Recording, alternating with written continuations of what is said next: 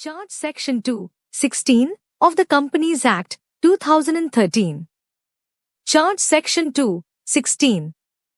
A charge means an interest or lien created on the property or assets of a company or any of its undertakings or both as security and includes a mortgage. Key features. 1. Interest or lien. A charge creates an interest or lien on the company's property or assets.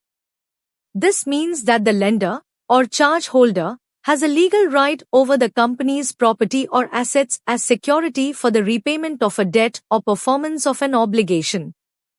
2. Property or assets.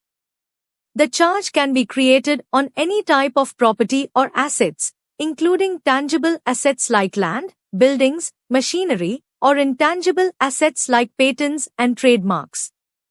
3. Undertaking.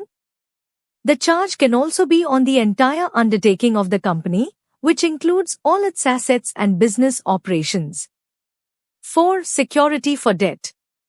The primary purpose of creating a charge is to provide security to a lender or creditor.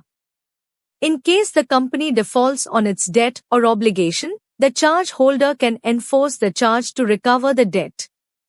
5. Includes mortgage. The term charge is broad and includes a mortgage. A mortgage is a specific type of charge where real estate property is pledged as security for a loan. Types of charges. 1. Fixed charge. A fixed charge is created on specific, identifiable assets. These assets are often immovable or long-term assets such as land, buildings, or machinery. The company cannot sell or dispose of these assets without the charge holder's consent. 2. Floating charge.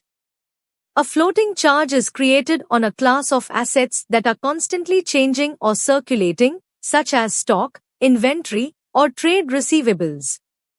The company can use and dispose of these assets in the ordinary course of business until the charge crystallizes, becomes fixed, upon the occurrence of certain events, such as default or insolvency.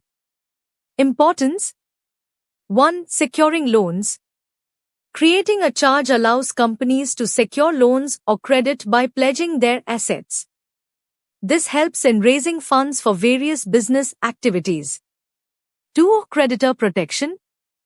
Charges protect the interests of creditors by providing them with legal rights over the company's assets.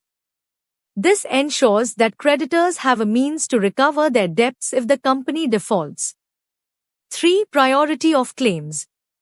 In the event of liquidation or insolvency, registered charges determine the priority of claims. Secured creditors with registered charges generally have priority over unsecured creditors. Registration of charges. Mandatory registration. The Companies Act, 2013 mandates the registration of certain charges with the Registrar of Companies, ROC. This includes both fixed and floating charges. The registration must be done within 30 days of the creation of the charge. Public notice. Registration of charges provides public notice of the charge, ensuring transparency and protecting the interests of potential creditors and investors. Consequences of non-registration. Failure to register a charge can result in the charge being void against the liquidator and other creditors. This means the charge holder may lose the priority and security over the charged assets.